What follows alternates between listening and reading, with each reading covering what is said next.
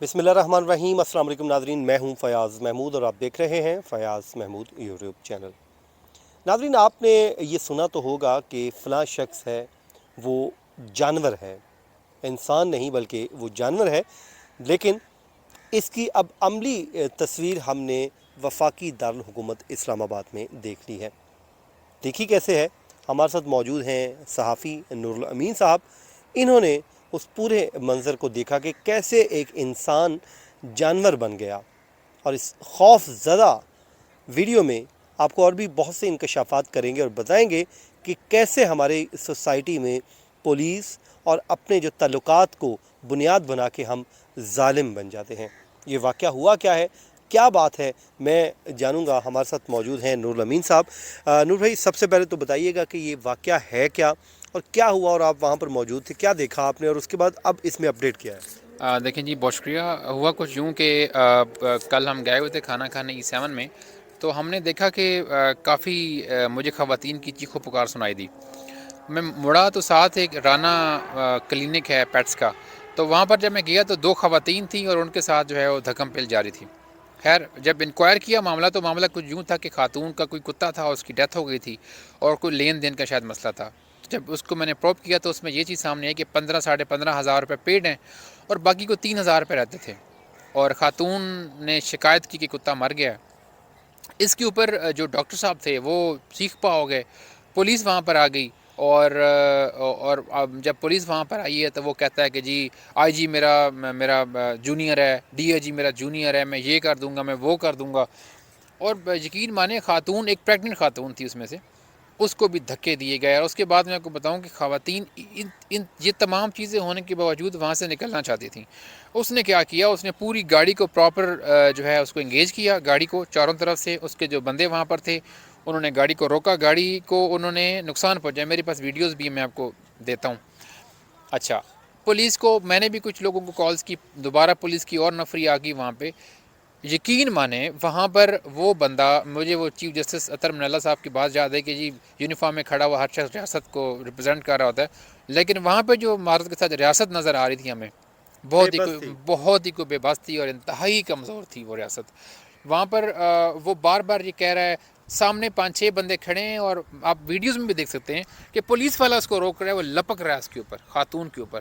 اور پھر آپ دیکھیں کہ ابھی اس میں اپڈیٹ یہ ہے کہ پھر اس کے بعد ہم اس کو تھانے میں لے آئے کوسار، FIR اس کے اوپر کروا دی، اور اس کے بعد ابھی جو ہے وہ اس کی ضمانت ہو گئی ہے۔ ہاں، ضمانت اس لیے ہوئی ہے کہ اس میں جو ظاہر ہے قابل ضمانت دفعات لگائی گئی ہوں گی اور اس وجہ سے ہوئی، لیکن وہ جس طرح گالیاں دے رہے خاتون کے ساتھ، اس طرح کا رویہ تو جانور بھی نہیں کرتے۔ تو کیا ہم سوسائٹی بینگ اے سوسائٹی کس طرف جا رہے ہیں کہ قانون کی حکمرانی دکھائی نہیں دیتی ہمیں؟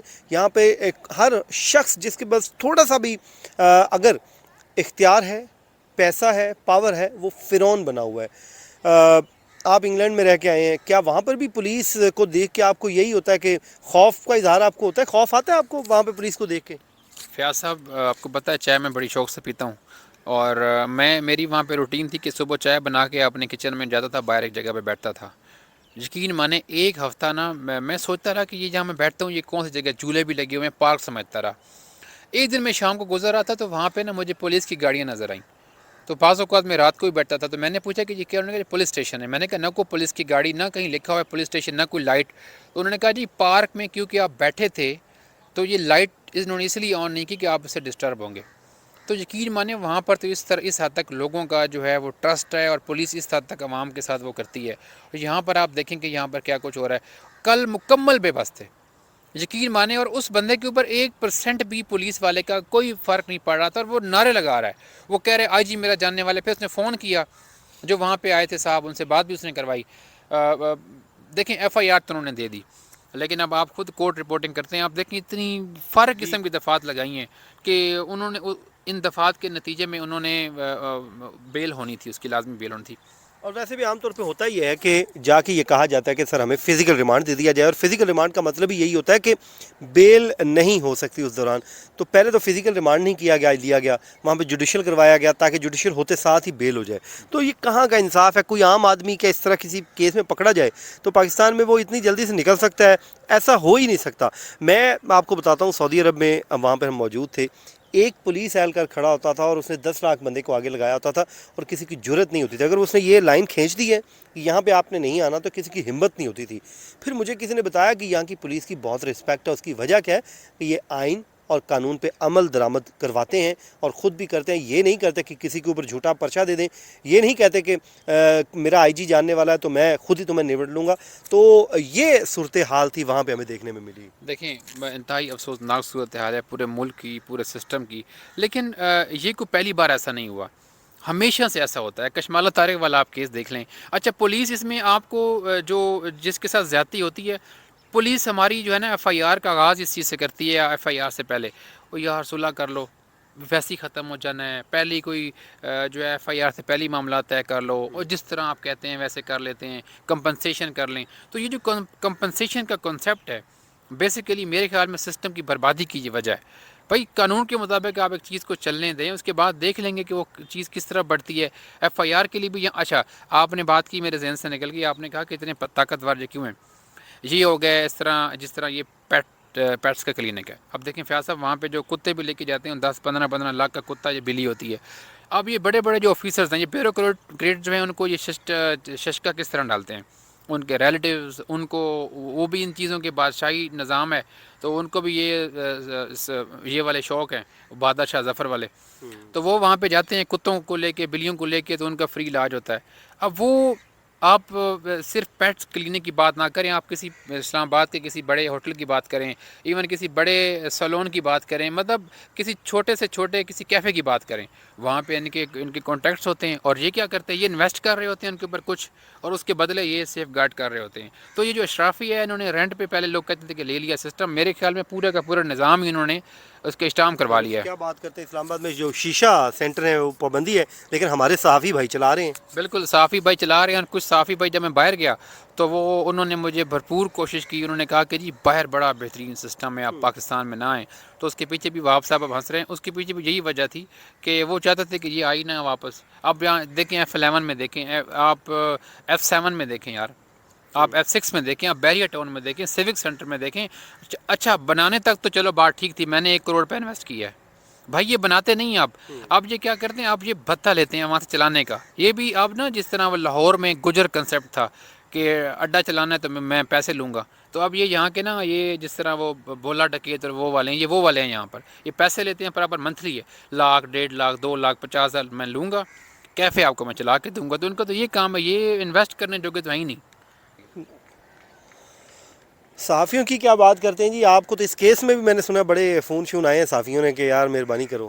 اچھا فیاض صاحب میں بڑا حیران ہوا کہ میں پہلی دفعہ اس پیٹ کلینک کے سامنے کھڑا ہوا, کوئی 2 سے 4 منٹ فوٹیج دیکھ لیں, کسی نے ویڈیو بنائی, اور یقین مانے میں وہیں پر کھڑا ہوں اور پورے شہر کے صحافی, کوئی کہتا ہے میرا یہ بہنوئی ہے, کوئی کہتا ہے میرا پتہ نہیں یہ کیا ہے, کوئی کہتا ہے میرا بھائی ہے, کوئی کہتا ہے میرا کزن ہے. یقین مانے اتنا گند مچایا ہوا ہے ان صحافیوں نے شہر میں کہ یہ تو بالکل جس طرح میں بہت سخت ورڈ یوز نہیں کرنا چاہتا, اس طرح کے یہ بن گئے ہیں. یہ دلال بنے ہوئے ہیں شہر کے, ہر گندے اور گھٹیا کام کے پیچھے ان کی دلالی ہے. مساج سینٹروں میں دیکھیں ان کی دلالی ہے, کسی جسم فروشی کے اڈوں پہ جائیں آپ ان کے پیچھے ان کی دلالی ہے. تو ان کو شرم آنی چاہیے. اور ہمارا پریس کلب کا رویہ بہت افسوسناک ہے, اتنا افسوسناک ہے کہ آپ کی سوچ ہے. اور پریس کلب کو پولیس کے ساتھ مینج ہوتا ہے, وہ ان سے فائدے لیتے ہیں, یہ ان کے پروموشنز کرتے ہیں. تو یہ سارا سسٹم ایسے ہی چل رہا ہے, بس لگڑ بگڑ جو ہے. اب دیکھیں اس کا اللہ تعالیٰ آسانی پیدا کرے. اور میری ان ڈاکٹر صاحب سے بھی ایک ریکویسٹ ہے کہ ڈاکٹر صاحب یہ چھوٹی سی زندگی ہے, اور ملکہ الزبتھ جو ہے برطانیہ کی حکمران تھی, وہ نہ جانے کتنے سال حکمرانی کے بعد بھی دنیا سے چلے گی, اور ایک نہ ایک دن ہم نے چلے جانا ہے. یہ پیسہ, یہ دولت, یہ شہرت, یہ سب کچھ یہیں رہ جائے گا, اور ہمارے اعمال جائیں گے, اور ظلم جو ہے وہ آپ کے ساتھ قبر میں چلا جائے گا. اور وہاں پہ جب آپ مظلوم کو حساب دینا پڑے گا تو آپ کو سمجھ جائے گی.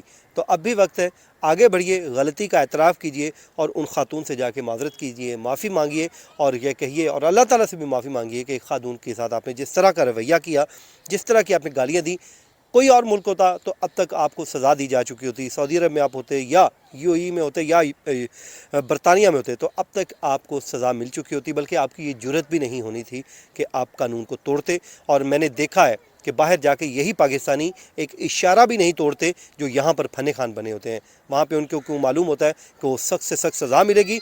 वहाँ पे जाके सबसे ज़्यादा कानून पे अगर कोई अमल करते हुए दिखाई देता है तो वो ये पाकिस्तानी दिखाई देते हैं, लेकिन यहाँ पर आके यही पाकिस्तानी चौधरी बन जाते हैं, क्योंकि कानून की हुक्मरानी नहीं है। और पिछली कौमें सिर्फ इसलिए तबाह हुई कि वो अपने बड़ों को छोड़ देती थीं और छोटों को पकड़ लेती थी। तो पाकिस्तान में सेम यही निज़ाम राइज है और पाकिस्तान की जो हालत है वो आपके सबके सामने है।